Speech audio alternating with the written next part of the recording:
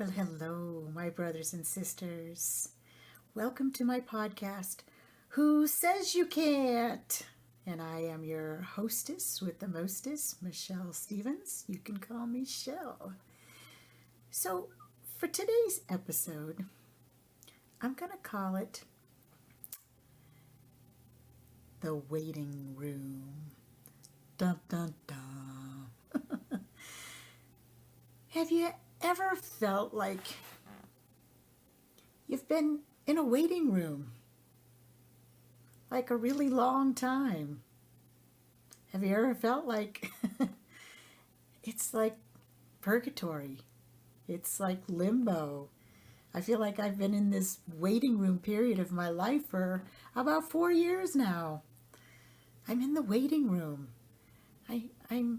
I instinctively know what I'm in there waiting for, but I see the door to the other room, but I feel like I have to wait for something.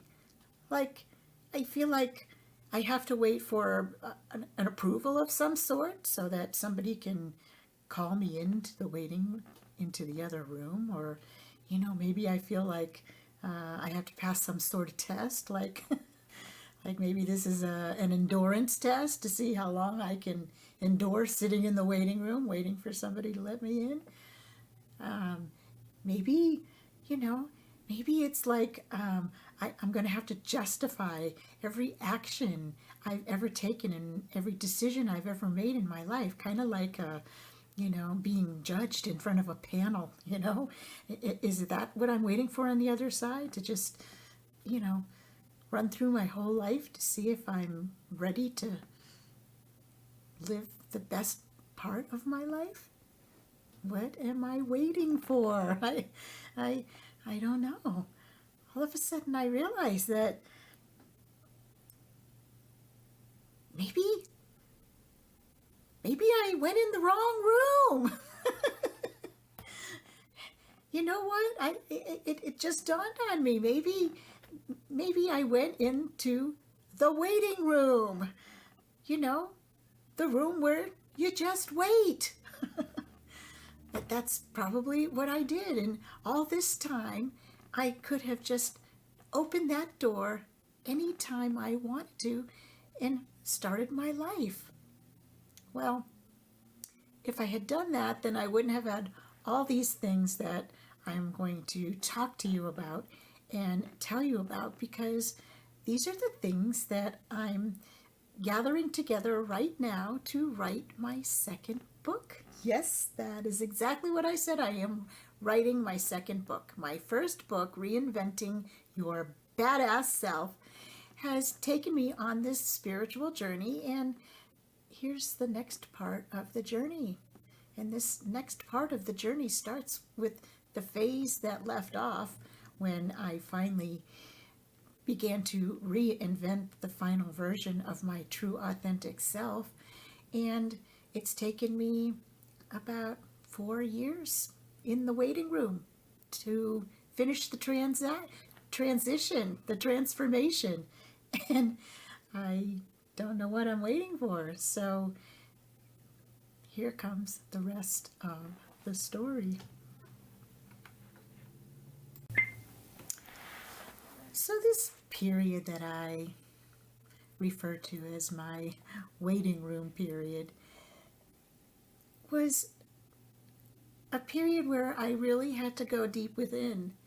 It was a period that after COVID hit and I lost my painting business, and I had already written the book, and I decided to design a course to go with the book, and so I delved deeper into each of the subjects in my book, which was fine-tuning the way I was thinking by recognizing the thoughts that were in my head, by keeping my thoughts positive, by working on all the different parts of my life that needed to, the areas that needed to be released in my life so that I could really be true and really be free to be my true authentic self. And some of that was a little, was a little difficult. Going, deep within, um, one of the first things that I really worked on was defining the boundaries of my inner circles and my outer circles of people in my life. Because up until this point, I'm 62 years old, and I've had a lot of people come and go, and I've had a lot of people in my inner circle, and I would describe the inner circle as people that you can trust, people that you can tell your most intimate thoughts to, people that you feel don't judge you. And then there's the outer circle of people, and they would be acquaintances, people that you know, but not necessarily people that you would tell your most, intimate thoughts to, so they would continue to be friends, but they're in your outer circle. And I realized that there actually is a third category, because as my spiritual journey grew, and as I truly knew what my soul's mission was, my soul's mission became part of the criteria for my inner and my outer circles of friends. I realized that some of the people that were in my inner circle were not necessarily people that helped me to keep my vibrations and my thoughts high, because they were at a different place in their life, and they couldn't understand what my spiritual journey or my soul's mission was, and they didn't want to, and that's okay. I don't judge them for who they are, but I realized that sometimes, some people are going to have to go into a different category of not being in your inner circle and being maybe I call it my inner outer circle, inner/outer circle. And those would be the people that, that you trust with your most inner thoughts, but that maybe they just don't, they don't understand your soul's mission, and they really don't contribute to that at all. And for that reason alone, you can't really have an open discussion, and you can't be your true authentic self in front of them, because they don't understand what it is that you're trying to tell them. I don't know how else to say that, but that's basically how I decided that the boundaries of the people in my life had to be. And in this part of my spiritual journey, I can honestly say that right at this particular moment, there's really nobody in my inner circle. There are a few people in my inner outer circle, people that I trust and that I do talk to and that I would confide in, but they're not necessarily people that really understand my soul's mission fully. So it was really hard to put those boundaries upon the people that, that are in your life. And you have to be really honest about it. And it's not necessarily that you have to tell these people, other than the fact that, you yourself have to respect yourself enough to keep them where they need to be, so that they don't harm your energy. And so the other things that I've worked on is definitely relationships. I've looked at all the relationships that I've had, and I realized that the most important relationship in my life is the relationship to myself. And so I've decided that at this point in my life that I have to put myself absolutely first and stop being a people pleaser and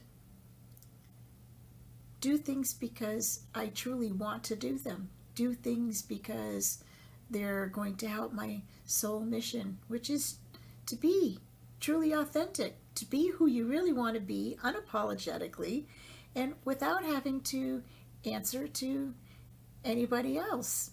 And that's truly what I wanted. I wanted my independence to be able to do what I want, when I want, with whomever I want, anytime I want, and not have to feel obligated or not have to feel indebted to anybody else for anything anymore. Nobody else in this world owes me a thing, and I don't owe them a thing either. And so to truly be free is to put yourself first and love, and just love your life, love the things you do, enjoy the people that you're spending time with, and just enjoy every minute to the fullest. So this whole waiting room period has been kind of like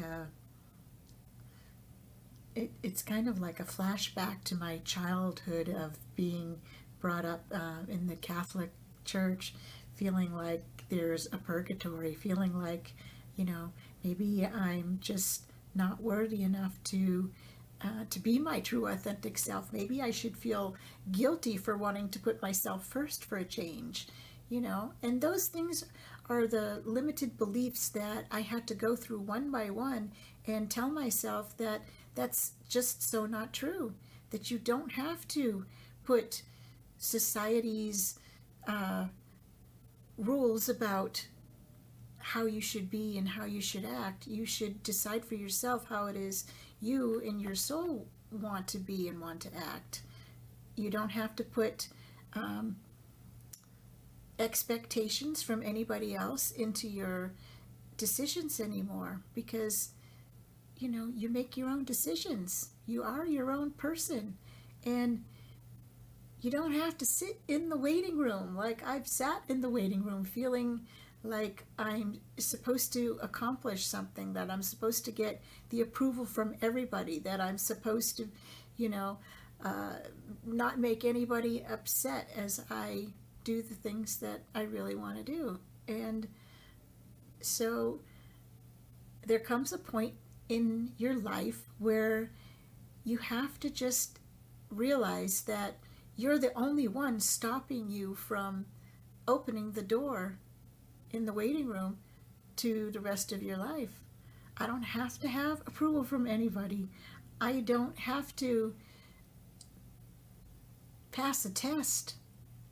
I don't have to justify anything to anybody anymore. I can be my true authentic self, and I can do what I want.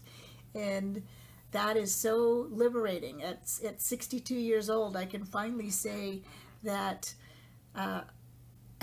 that I'm free, that I don't have to wait any longer, that I can open that door and go through that door. And part of that journey is going beyond the veil, because my whole spiritual journey has been about piercing the veil of this life and the afterlife, and all the things that are really going on behind the scenes. It's something that I've always been interested in. It's that part of that curiosity. It's that part of my soul that strives forward to get all the answers, to know the truths, to know, what has been hidden from us for centuries, to know the truth of reality, to know the truth of this earth, to know the truth of what's keeping that veil in place in front of our eyes. And so this next part of my journey is going to be going beyond the veil. And that's what the name of my next book is going to be called. Beyond the Badass Veil. Yep, Beyond the Veil. Well, that's our episode for this week, and it's all about being in the waiting room. And so I'm here to tell you, who says you can't open that door in that waiting room? Nobody says you can't. So put your hand on the handle and grab it and open that door to the rest of your badass life. Chelle out for now. Talk to you next Monday on Who Says You Can't. Looking forward to seeing you every Monday at 12 p.m. Pacific Standard Time for Chelle Talks podcast of Who Says You Can't. Bye now.